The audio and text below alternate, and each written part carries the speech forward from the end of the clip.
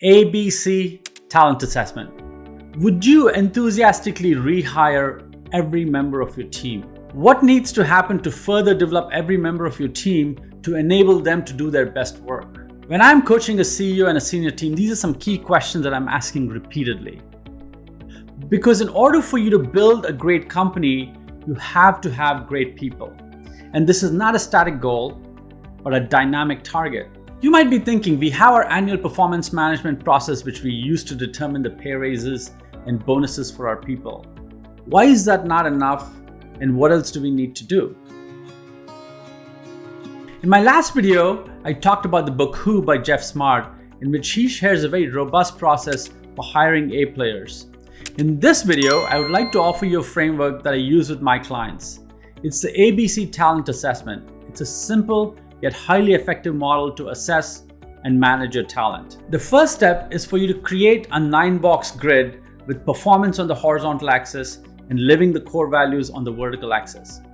So on the horizontal axis, you have 3 options for performance: below expectations, meets expectations, and exceed expectations. On the vertical axis, you have 3 options for living the core values: rarely, some of the time, most of the time. This combination will give you the 9-box as you see on the screen. The next step is to plot your team on this matrix.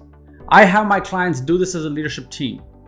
Each leader will plot every member of their team on the 9-box, and this is a great opportunity to debate and get aligned amongst the various stakeholders. Now, the people who are exceeding expectations and living the core values most of the time are your A players. The people who are below expectations and living the core values rarely are your C players.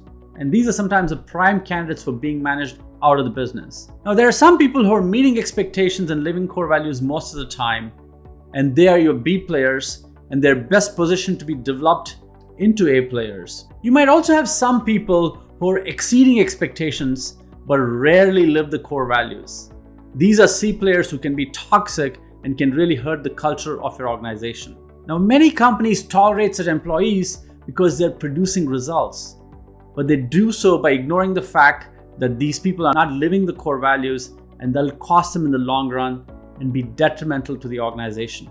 After the team has been plotted on this matrix, each manager needs to have a 90-day plan for B and C players and how they intend to help them move that employee up and to the right.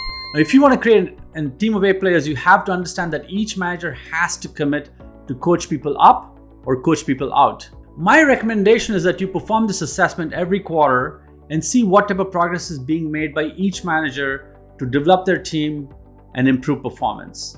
Now, if a manager is reporting back quarter after quarter with the employees not being able to improve their performance and live the core values more consistently, the problem might be with the manager. Now, doing this every quarter will help you benchmark yourself and track progress and see if you're getting better over time. A metric that I like when it comes to tracking progress with your people is talent density.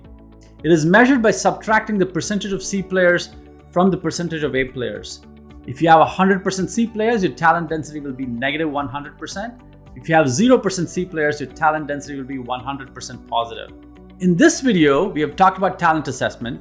As you can see, you might have some instances that might require you to make some tough people decisions. In the next video, I'll introduce you to a framework that'll help you with just that.